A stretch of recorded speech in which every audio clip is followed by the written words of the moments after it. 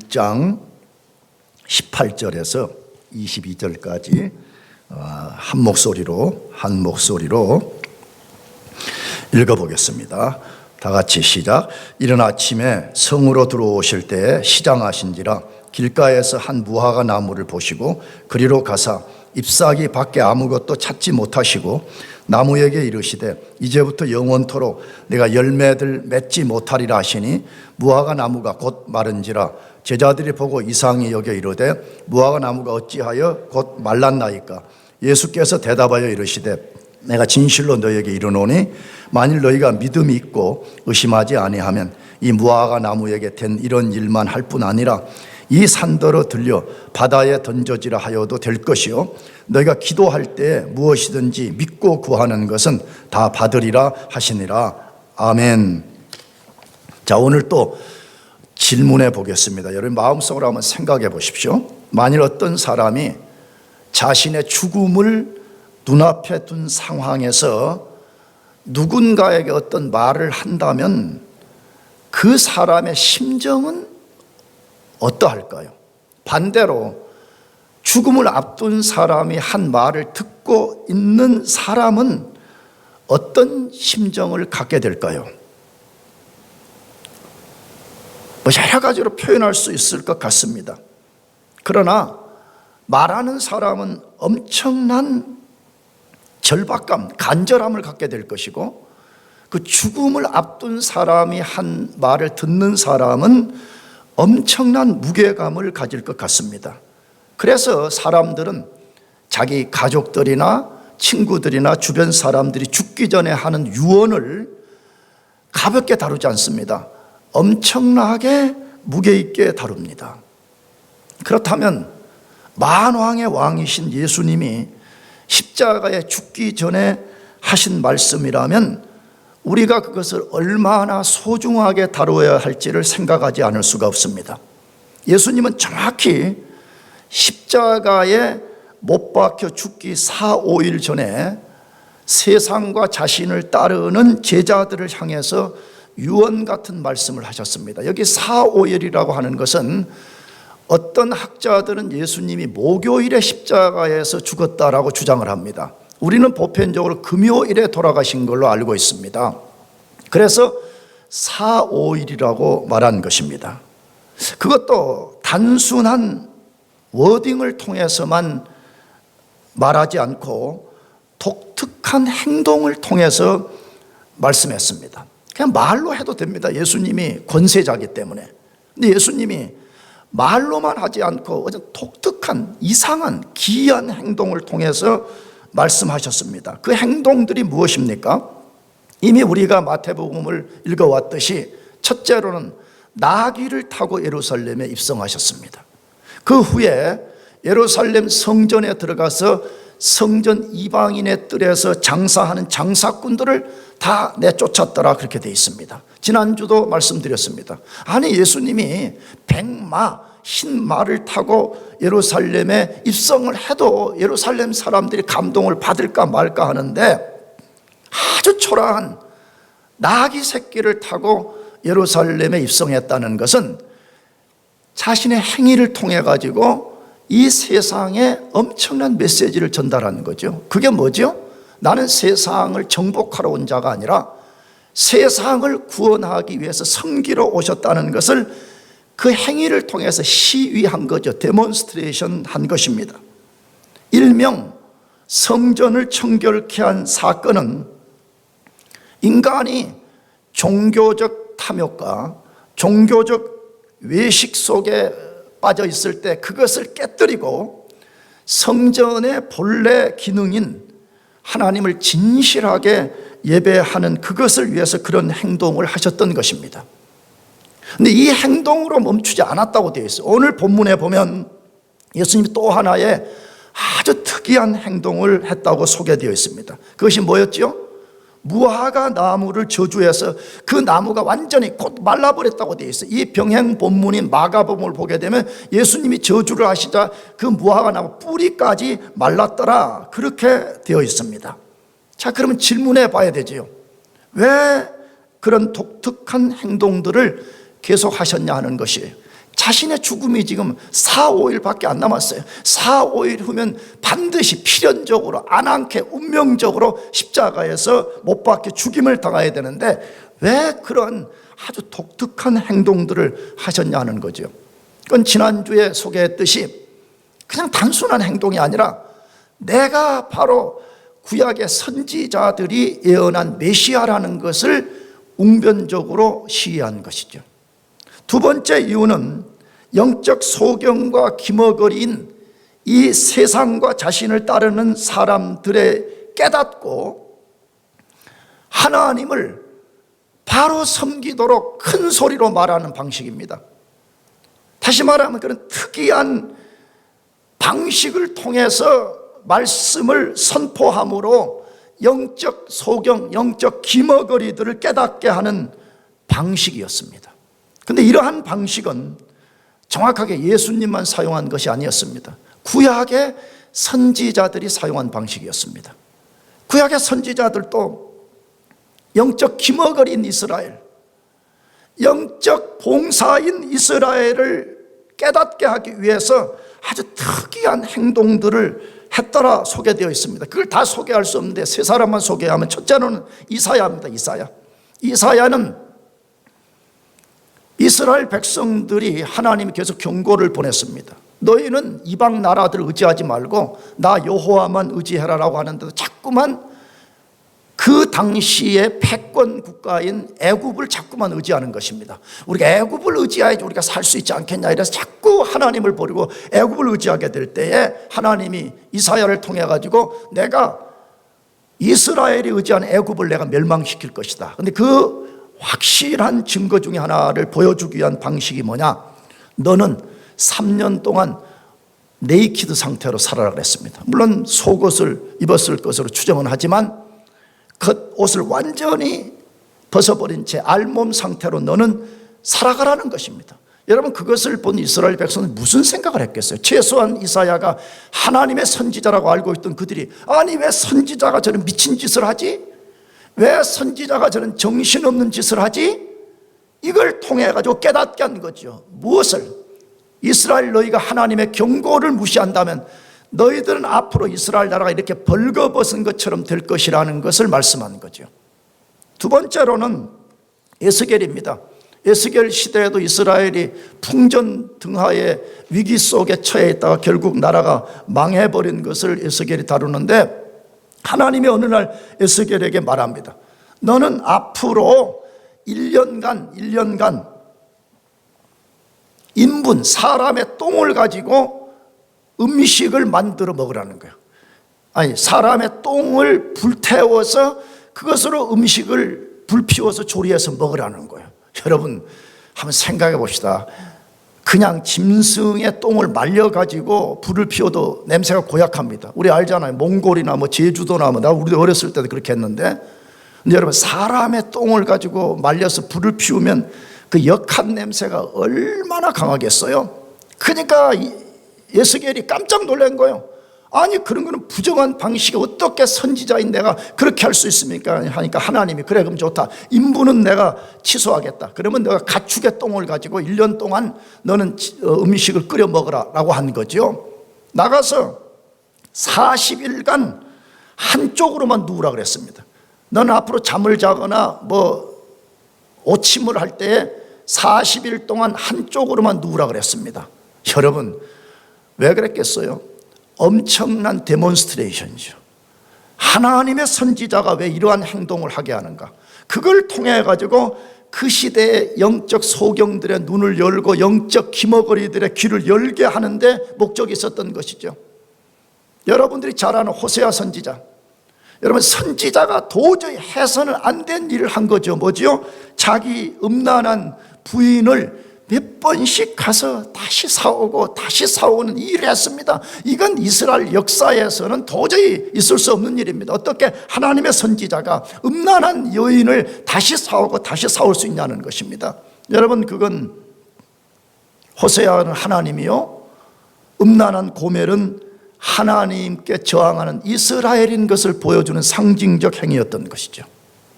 그러므로 예수님이 무화과 나무를 저주하고 그것을 즉시 마르게 한 사건도 이스라엘과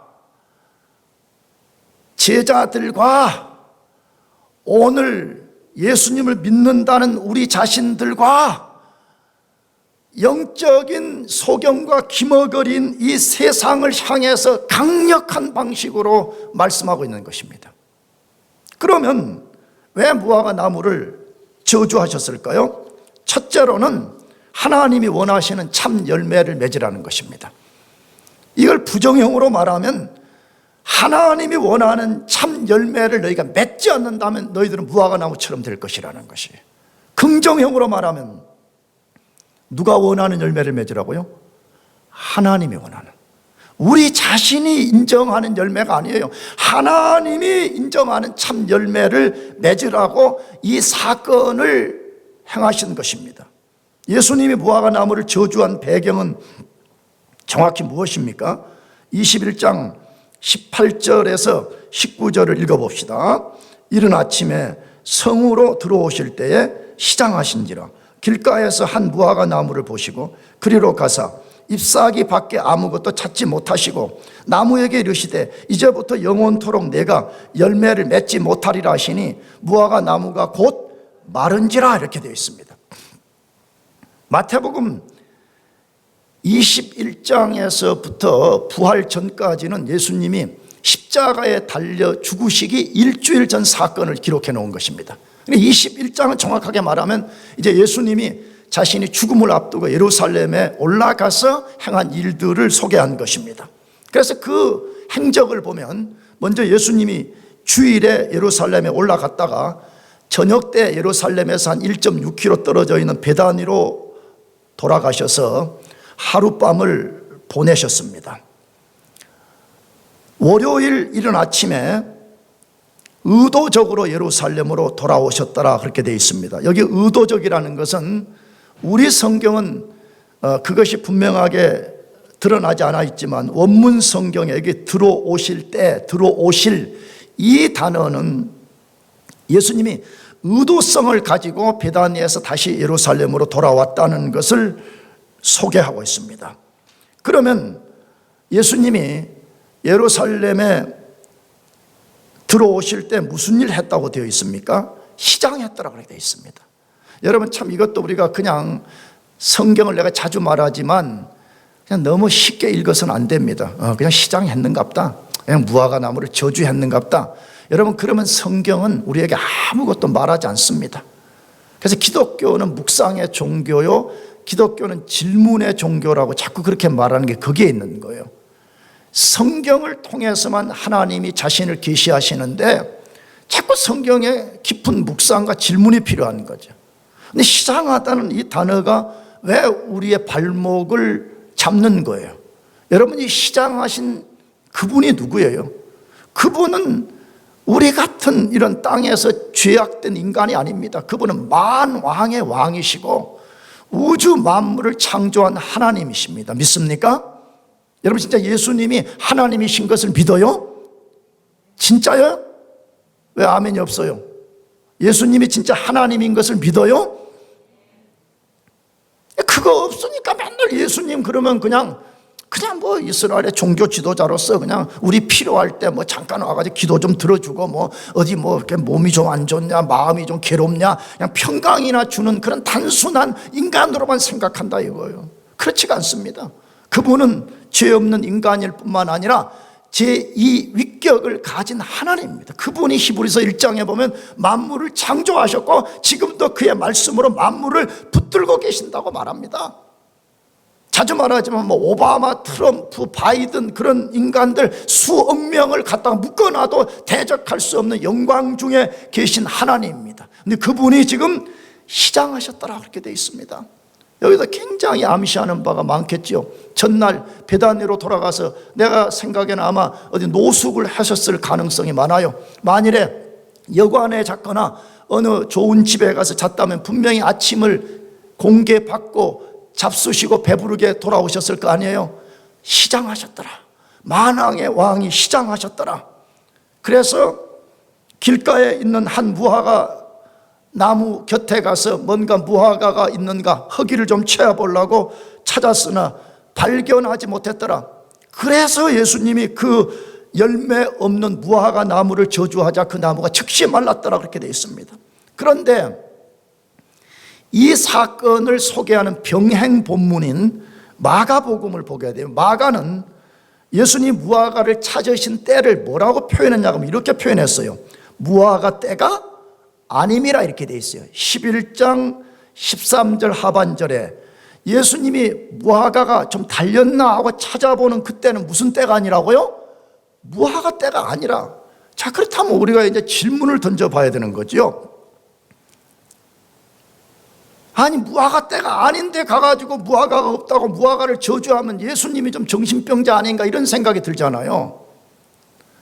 그렇다면 이스라엘의 무화과가 어떻게 열리는가를 우리가 먼저 이해해야 되는데, 이스라엘은 무화과는 2번 열린다 그래요. 1년에 5월과 6월에 한 번 열리고 그다음에 8월과 9월에 2번 열린다 그래요. 그런데 예수님이 예루살렘에 올라가신 이때는 6월절이었습니다. 6월절은 3월과 4월에 속해 있는 달이었습니다.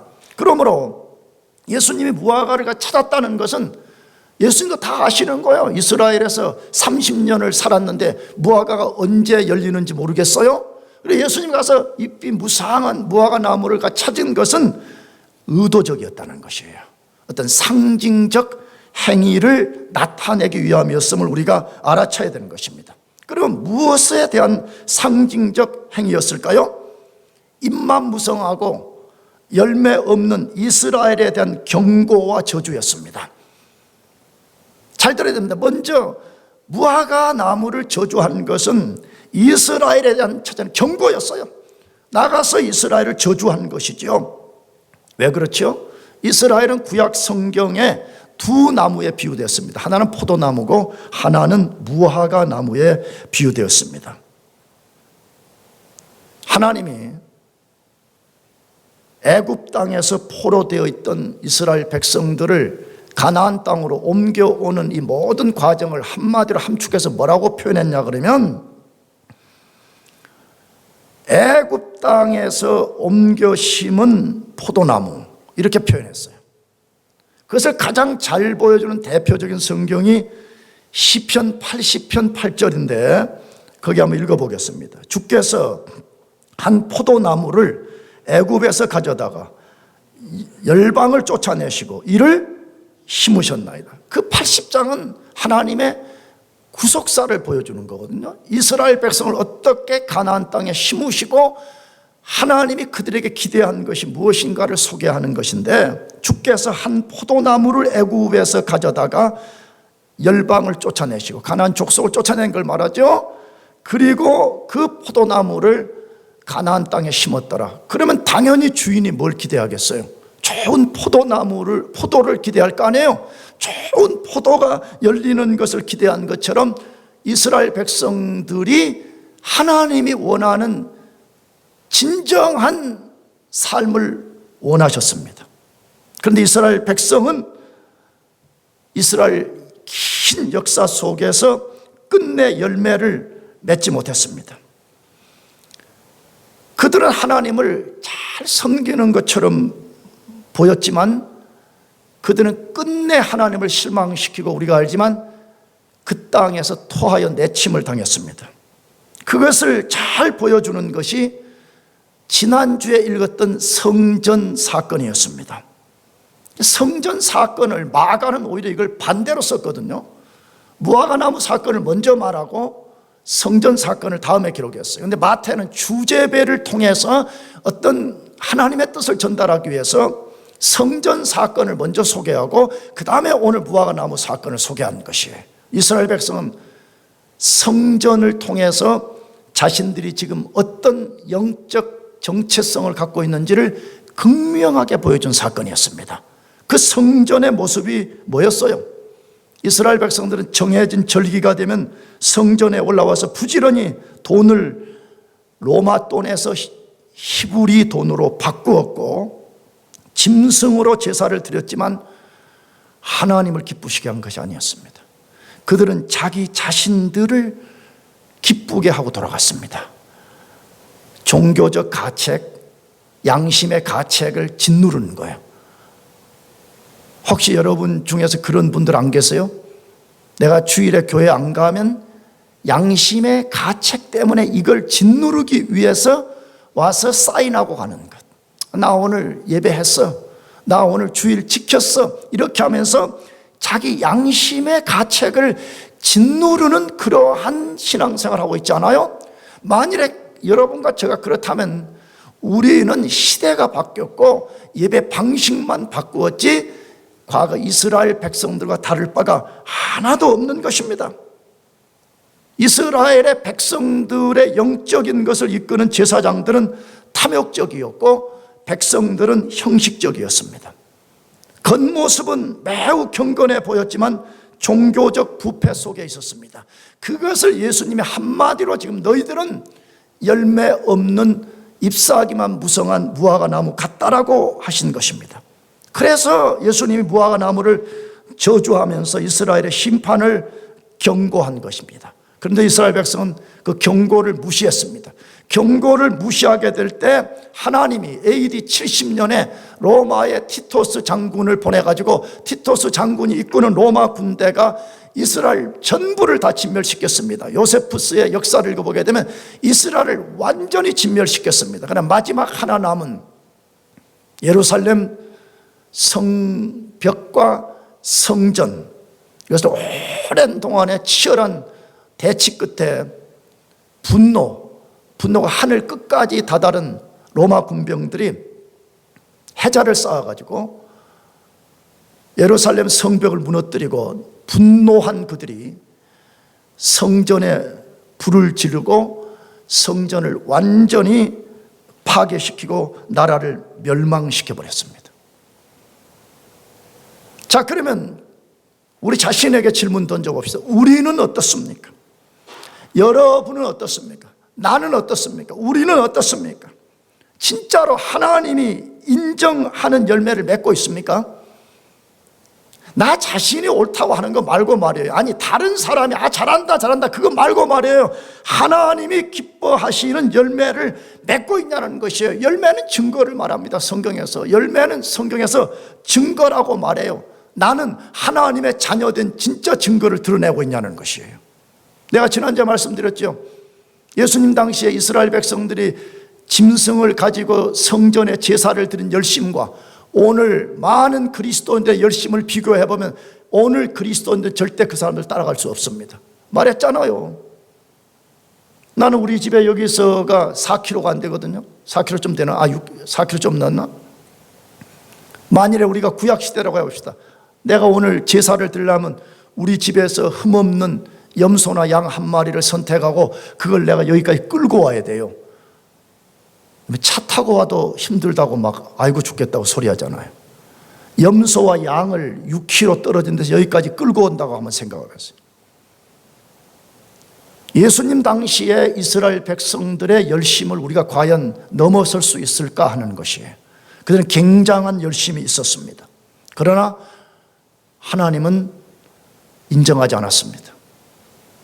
굉장한 열심을 가졌지만 그들은 하나님을 기쁘시게 한 것이 아니었습니다. 자기 자신들을 기쁘게 한 것입니다. 내가 이번에도 염소 한 마리 드렸다. 내가 이번에도 예루살렘 성전에 가서 내가 이러이러한 일을 하고 왔노라라고 자기 자신들을 만족시키는 삶으로 끝났던 것입니다.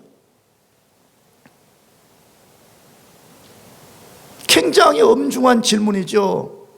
난 여러분에게만 묻는 게 아니야. 나 자신에게도 묻는 거예요. 진짜 우리는 하나님의 자녀된 증거, 열매를 맺고 있냐는 것이에요. 왜 이 질문에 바르게 응답하는 것이 중요해요? 로마서 11장 21절을 같이 읽어봅시다. 하나님이 원가지들도 아끼지 아니하셨으니 너도 아끼지 아니하시리라. 하나님이 원가지들도 아끼지 아니하셨은즉 너도 아끼지 아니하시라. 자기가 사도 바울이 하나님의 엄청난 구속사를 다루는 로마서 9장부터 11장 이야기 속에 들어있는 것이죠. 긴 구속사의 이야기를 다루는 끝부분에 하나님의 놀라운 섭리를 거부한 이스라엘 원가지, 나무로 하면 원가지도 하나님이 꺾어버렸다면 이방인들 너희들은 그 원가지에 접붙임 당한 존재들이라는 거예요. 그러면 너희들도 만일에 하나님이 원하는 열매를 맺지 않는다면 접붙임 당한 너희들도 꺾일 수 있다, 이거 말하는 거잖아요. 이 질문이 무엇을 말하는지를 깊이 생각해 보시기 바랍니다. 열매 없는 그리스도인, 무화과 잎만 무성한 것처럼 종교적인 외형만 가득한데 실제 내면에는 아무것도 없는 그리스도인. 그렇다면 우리는 어떻게 하나님이 원하시는 열매를 맺을 수 있습니까? 어떻게 해야만 우리는 진짜 하나님이 인정하는 열매를 맺을 수 있냐는 것이에요. 첫째, 우리 스스로는 못 맺습니다. 첫째, 우리 스스로는 뭐 한다고요? 대답해봐요. 우리 스스로는 절대 못 맺어요. 혹시 여러분들 중에 아이고 목사님 무슨 소리 하냐, 내가 얼마나 공부를 많이 했는데, 내가 얼마나 위대한 학위를 갖고 있는데, 내가 얼마나 사회적인 명성이 뛰어난데 어떻게 해서 나를 폄하합니까? 그런 사람은 아직 복음이 뭔지를 모르는 거예요. 다시 말하면 그런 사람은 자기 자신이 어떠한 사람인가를 한 번도 들여다본 적이 없는 사람이에요. 성경은 선포합니다. 자연인은 하나님 앞에 아무것도 할 수 없다고 말해요. 그냥 돈 벌고 공부하는 이런 것들은 할 수 있어요. 그러나 하나님과 관계에서는 아무것도 할 수 없는 것이 자연인이에요. 여러분, 우리 스스로는 아무것도 할 수 없다. 이게 복음의 부정적 가르침이에요. 그것을 믿으시기 바랍니다. 우리 스스로 아무것도 할 수 없어요, 하나님 앞에. 그래서 예수님이 열매 맺는 비결을 말씀해 주셨는데, 그것이 유명한 요한복음 15장 4절에서 5절 말씀인데 읽어보겠습니다. 읽으면서 예수님이 어떻게 하는 것이 열매 맺는 비결이라고 하는지 잘 관찰하고 발견해 보시기 바랍니다. 읽어보겠습니다. 시작. 내 안에 거하라. 나도 너희 안에 거하리라. 가지가 포도나무에 붙어있지 아니하면 스스로 열매를 맺을 수 없음 같이 너희도 내 안에 있지 아니하면 그러하리라. 나는 포도나무요 너희는 가지라. 그가 내 안에 내가 그 안에 거하면 사람이 열매를 많이 맺나니 나를 떠나서는 너희가 아무것도 할 수 없습니다. 굉장히 신학적으로 유명한 구절입니다. 아까 말했잖아요. 구약에서는 이스라엘 나라를 포도나무에 비유했는데 그 나라가 열매를 못 맺은 거예요. 그래서 하나님이 새로운 포도나무를 준비한 거예요. 그 새로운 포도나무가 예수님이라는 것이에요. 그럼 어떻게 열매를 맺는다고 말해요? 여기 예수님이 가장 중요한 단어 뭘 사용했죠? 거하라. 내 안에 거하라. 영어로 abide.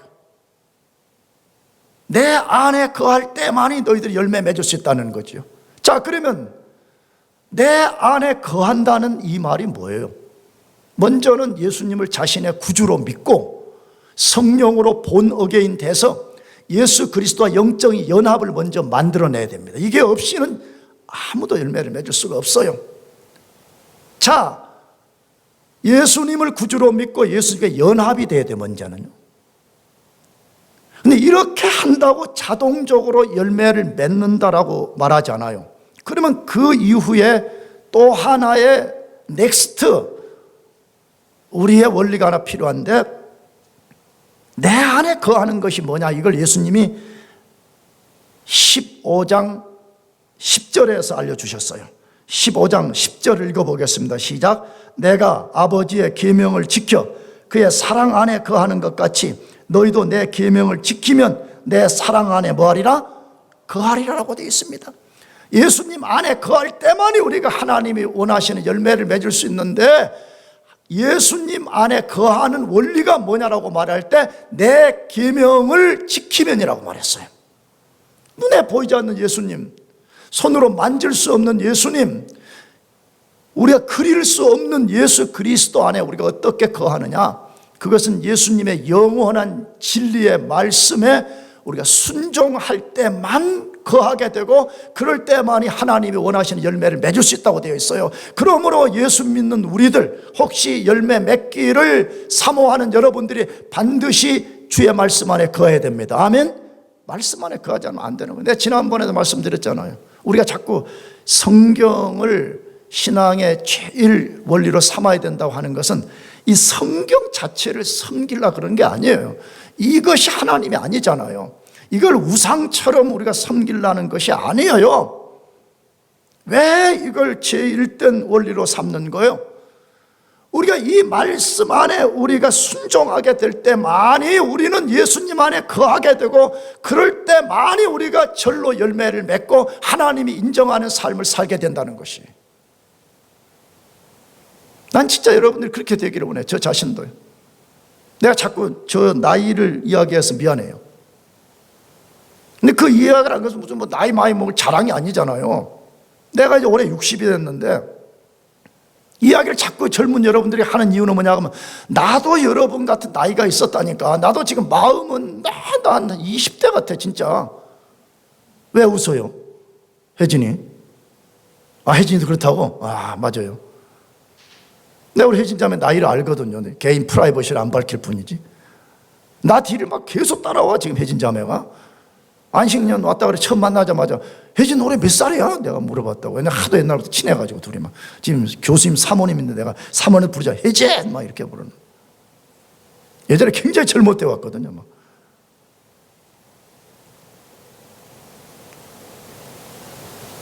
근데 60이 되고 나는데 제일 후회스러운 게 뭐냐 그러면, 여러분처럼 10대, 20대, 30대 때 인생의 황금기를 너무 어영부영 보내버렸다는 거예요. 몇 번 이쪽 가서 실수하고 실패하고 나니까 60이 되어버렸다는 거예요. 여러분, 우리 인생은 실수할 수도 있고 실패할 수 있습니다. 그러나 우리 인생이 너무 짧기 때문에 훅 하면 60이 되어버리기 때문에 우리가 하루하루를 아무렇게 살 수가 없는 거예요. 진리의 말씀, 영생의 말씀, 반드시 그대로 되는 이 말씀을 우리 인생의 다추로 삼고 이걸 꽉 붙잡아야 돼요. 이걸 붙잡는 사람만이 짧은 인생 허망하게 보내잖아요. 그래서 그런 사람들은 오히려 나이가 먹어갈수록 인생이 더 보람스러운 거죠. 내가 그리스도 안에서 내가 이렇게 살았노라, 내가 그리스도 안에서 이런 열매를 맺으며 살았노라 라는 것 때문에 오히려 더 하나님께 감사하게 되는 것이에요. 사랑하는 교회 여러분, 주님이 우리에게 지금 물어보시는 거예요. 넌 진짜 풍성한 열매를 맺고 있냐는 거예요. 아니면 종교생활, 종교생활. 주일 되면 그냥 아무 생각 없이 교회 와서 사인 하나 하고, 목사님 저 오늘 교회 나온 거 아시죠? 종교생활하고 사라지는 거예요. 계속해서 종교에 입사하기만 계속 만들어내는 거예요. 정작 우리 인생의 주 되신 예수님이 열매를 내어놓으라고 할 때 아무것도 내어놓을 수 없다면 우리는 그 앞에 유구무원일 뿐만 아니라 이스라엘의 원가지가 꺾여진 것처럼 꺾여질 수 있다는 것을 기억해야 됩니다. 여러분과 제가 하나님이 기뻐하시는 열매 맺기를 축복합니다. 두 번째로, 왜 예수님이 무화과 나무를 저주하셨어요? 모든 일을 시도할 때 믿음으로 하라는 것입니다. 우리의 모든 일을 뭘로 하라고요? 믿음으로 해라. 하나님의 백성들은 더 말할 것도 없죠. 예수님을 내가 믿는다 그렇게 말하면 삶의 방식은 믿음으로, 그 말이에요.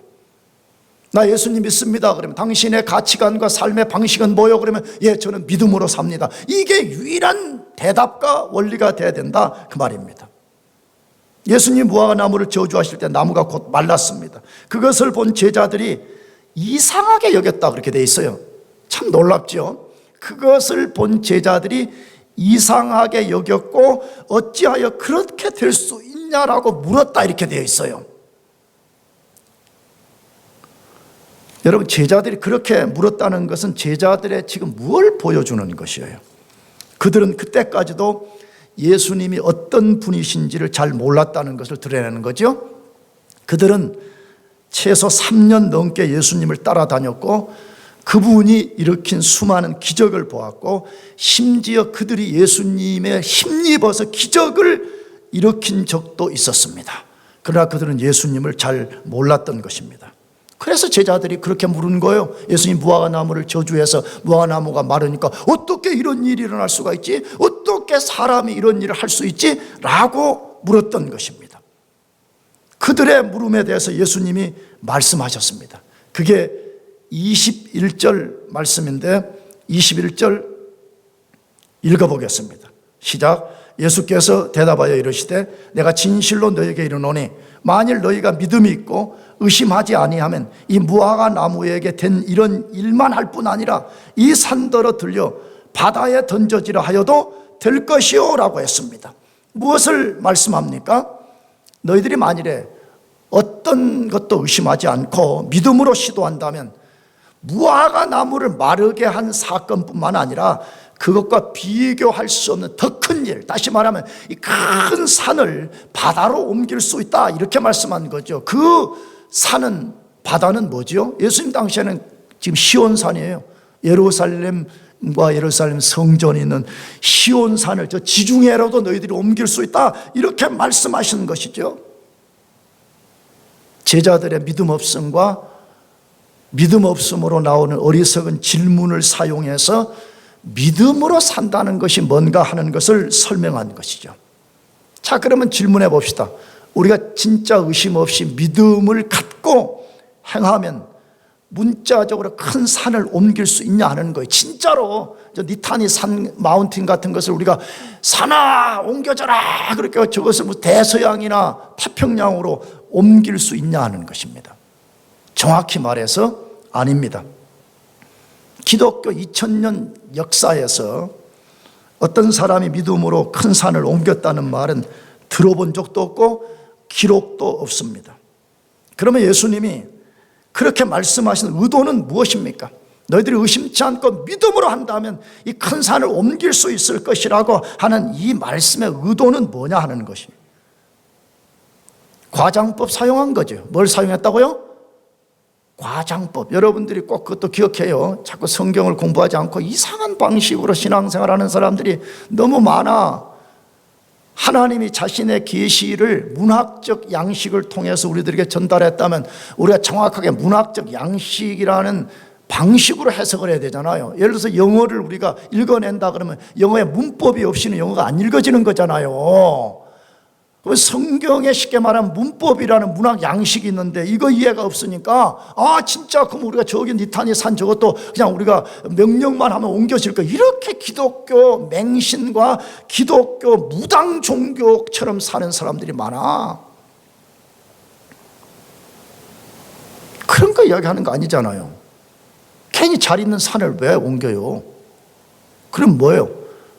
과장법 쓴 거죠. 무슨 과장법이에요? 너희가 진짜 믿음을 갖는다면 너희들은 상상할 수 없는 일들을 만들어낼 것이라는 것을 과장법, 비유를 통해서 말씀하신 것이죠.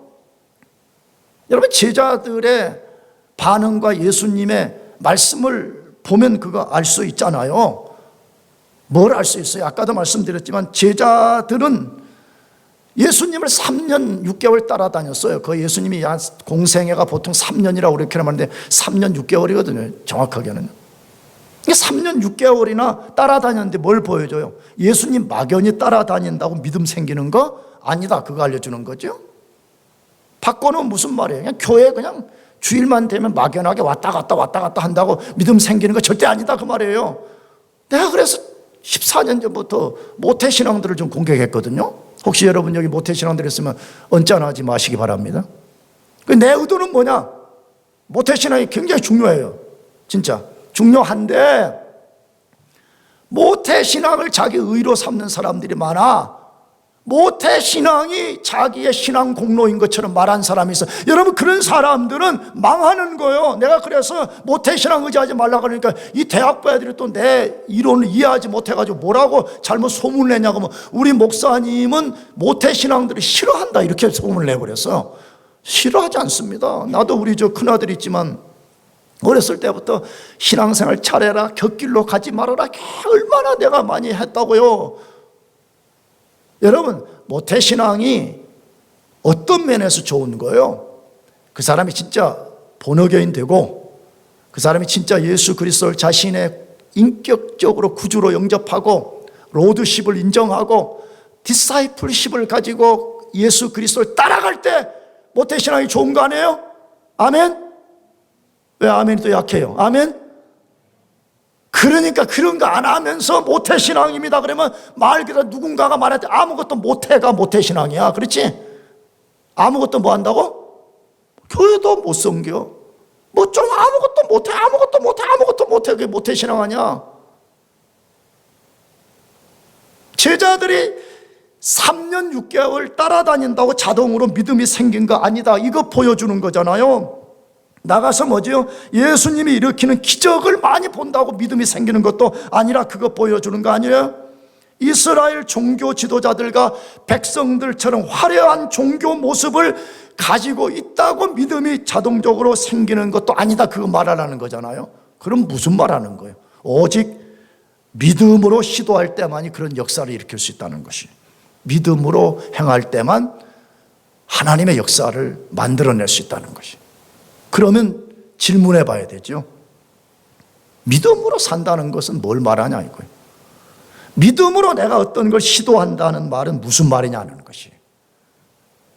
우리가 이것의 데피니션을 내리려면 먼저 아닌 것부터 접근해야 돼요. 대부분은요. 그래야 정확한 핵심에 도달할 수 있으니까.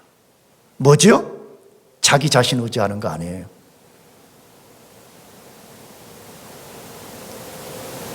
종교의 형식 의지하는 거 아니에요. 종교의 배경 의지하는 거 아니에요. 내가 얼마나 큰 교회 다니냐 그런 거 절대로 믿음의 역사와 일도 관련 없어요. 그런 것들은 죽은 것이에요. 그건 이스라엘 종교와 똑같은 것이에요. 그 당시 아무 역사도 할 수 없는 성전과 같은 것이에요. 그런 것들은 믿음의 역사를 만들어내지 못해요. 믿음으로 사는 것은 무엇이에요? 한마디로 전능하신 하나님을 의지해서 사는 거예요. 누구 의지해서 사는 거라고요? 전능하신 하나님. 하나님 그분 누구예요? 만물을 창조하시고 지금도 그의 말씀으로 만물을 붙들고 계시고 그 만물의 아주 티끌 같은 일부분이 되는 우리 자신의 모든 것을 알고 계시고 모든 것을 붙들고 계시고 모든 것을 주관하시는 그분을 의지해서 살아가는 것이에요. 그분만이 나의 주이시고 그분만이 나의 능력이시요 그분만이 나의 피난처요 그분만이 나의 영광이요 그분만이 나의 머리를 들게 하시는 분이라는 것을 의지하고 사는 거예요. 그것을 인정하고 의지하는 사람은 어떻게 해요? 기꺼이 자기 자신을 하나님께 내어드리는 것이죠. 나는 죽고 내 안에 하나님이 살게 하시는 거예요. 내가 하나님 안에서 발견되고 하나님이 내 안에서 발견되게 하시는 것이에요. 여러분 그런 삶이 뭘까요? 난 최근에 뭐 AI며 뭐 무슨 로봇 막 이런 거 많이 나와서 이렇게 눈여겨보니까 웨어 로봇이라고 있더라고요. 여러분 잘 알죠? 옷처럼 이렇게 입는 거 있잖아요. 그걸 웨어 로봇이라고 그러잖아요.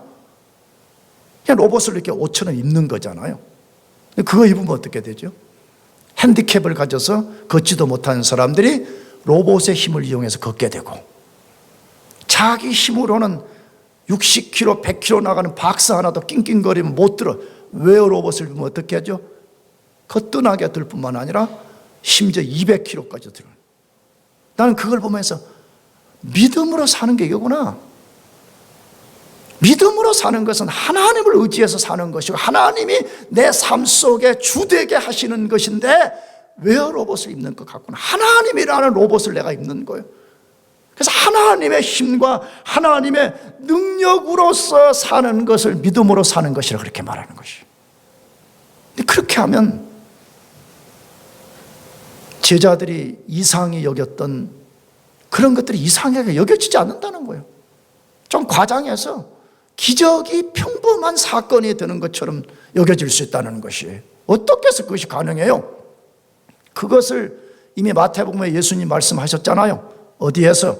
19장 26절 읽어봅시다. 같이 시작. 사람으로는 할 수 없으되 하나님으로서는 다 할 수 있느니라. 자, 다시 너무 이게 중요하니까.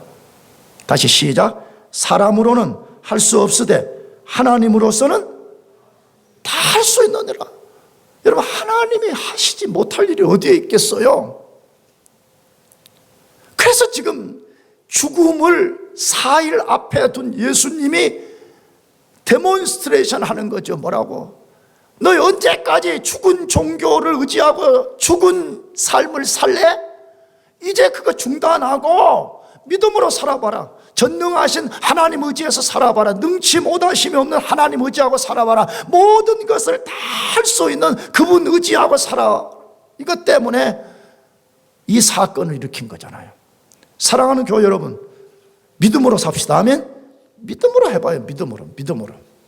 또 이 예배당 나가면 도로 여러분의 삶의 상태가 옛날 모드로 돌아가지 말고 믿음으로 살아봐요.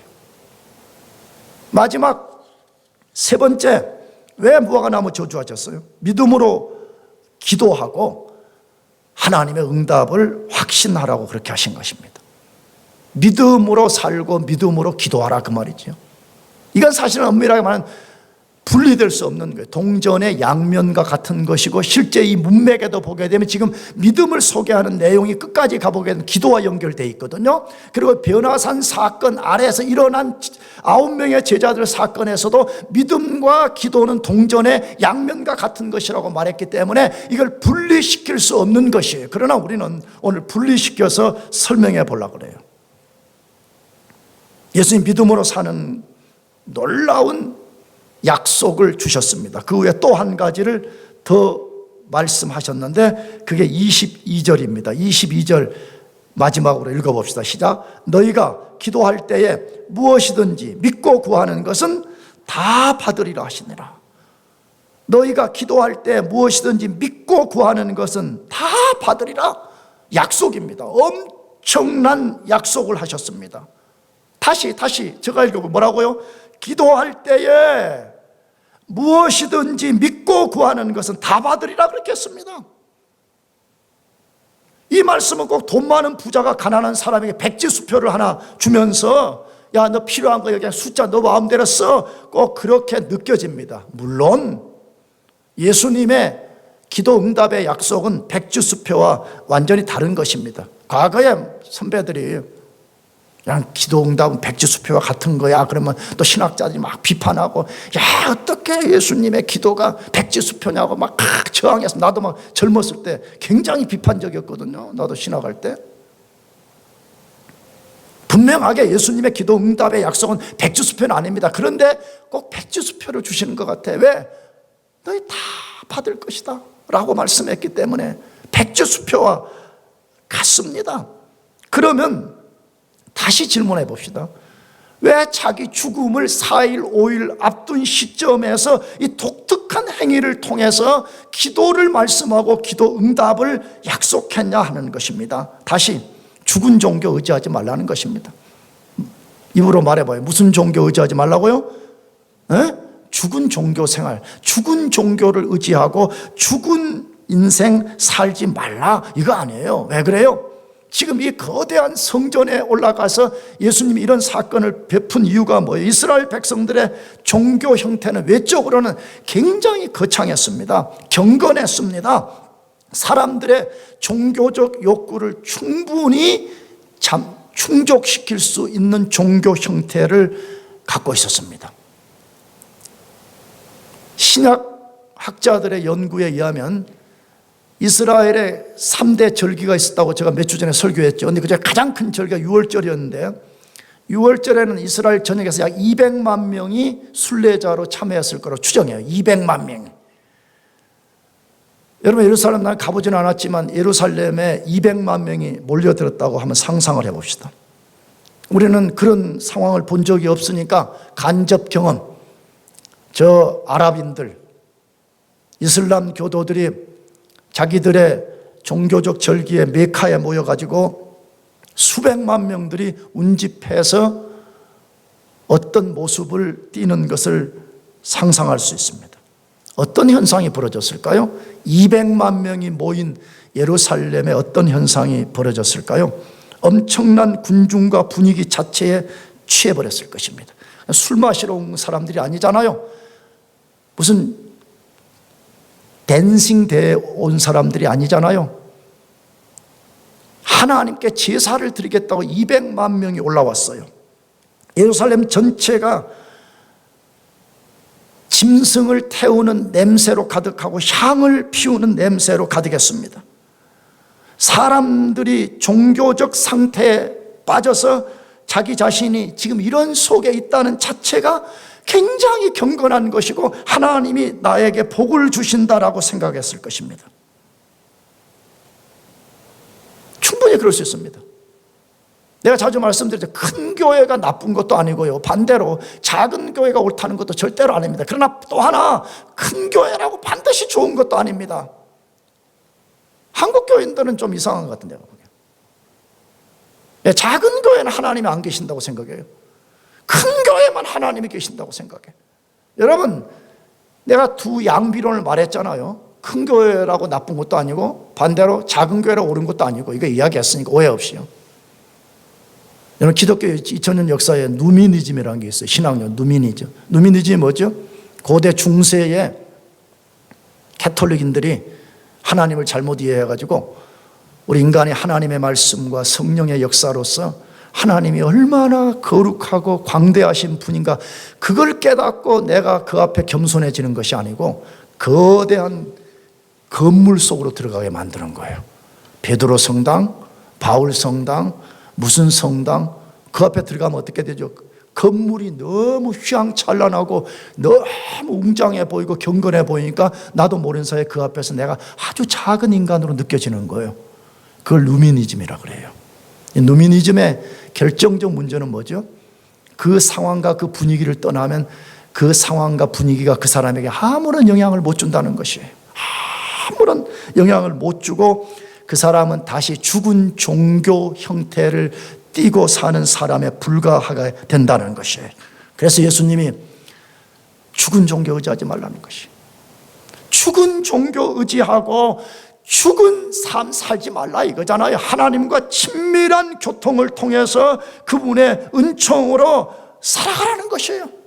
믿음으로 하나님께 기도하고 그래서 하나님과 친밀한 교통을 통해서 그분이 주시는 생명, 그분이 주시는 기도 응답, 너희들이 이걸 누리고 살아라는, 그래서 기도 응답의 약속을 주신 것이 아닙니까?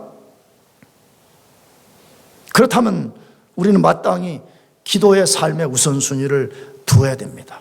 사랑하는 교회 여러분, 진짜 그렇게 해보십시다.